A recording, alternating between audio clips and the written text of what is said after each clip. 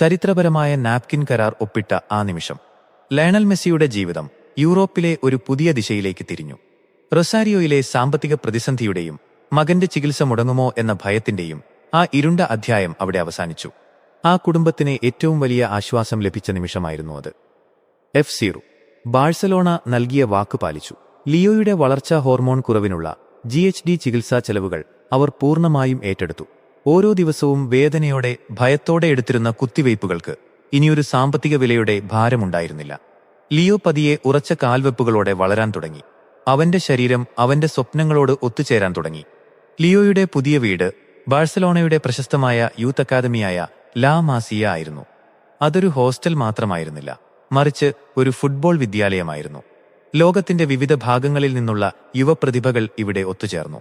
ഇവിടെ ഫുട്ബോളിനൊപ്പം ബാഴ്സലോണയുടെ തത്വശാസ്ത്രമായ ടോട്ടൽ ഫുട്ബോളും അച്ചടക്കവും വിനയവും അവർ പഠിപ്പിച്ചു.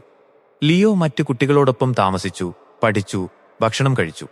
എങ്കിലും ലാ മാസിയയിലെ ആദ്യ നാളുകൾ അവന് ഏകാന്തത നൽകി. പുതിയ രാജ്യം, പുതിയ ഭാഷ, വീട്ടിൽ നിന്നുള്ള അകലം. കളിക്കളത്തിനു പുറത്ത് അവൻ പഴയ പോലെ ലജ്ജാശീലനായിരുന്നു. അവൻ അധികം സംസാരിച്ചില്ല, എന്നാൽ അവന്റെ കാലുകൾ സംസാരിച്ചു. കളിക്കളത്തിൽ അവൻ ഗോളുകൾ നേടി സഹതാരങ്ങളെ കളിപ്പിച്ചു. ലാ മാസിയയുടെ പരിശീലന രീതികൾ അവന്റെ കളിക്ക് പുതിയ ഭംഗി നൽകി. ചെറുപ്പത്തിൽ തന്നെ അവന്റെ കാൽക്കീഴിലുണ്ടായിരുന്ന ആ മാന്ത്രികത യൂറോപ്യൻ ഫുട്ബോളിന്റെ വേഗതയും തന്ത്രങ്ങളുമായി ലയിച്ചു ചേർന്നു. ലാ മാസിയയിലെ പരിശീലകർക്ക് മനസ്സിലായി, അവർ ഒരു സാധാരണ കുട്ടിയെയല്ല, ഫുട്ബോളിന്റെ ചരിത്രത്തെ മാറ്റിമറിക്കാൻ പോകുന്ന പ്രതിഭയെയാണ് പരിശീലിപ്പിക്കുന്നത്. ചികിത്സയും പരിശീലനവും ഒരുമിച്ച് മുന്നോട്ടു പോയ ആ കാലഘട്ടം ഒരു കുട്ടി ഒരു പോരാളിയായി രൂപാന്തരപ്പെടുന്നതിനും തന്റെ സ്വപ്നത്തിലേക്ക് ശക്തമായി കാൽവെക്കുന്നതിനും സാക്ഷ്യം വഹിച്ചു.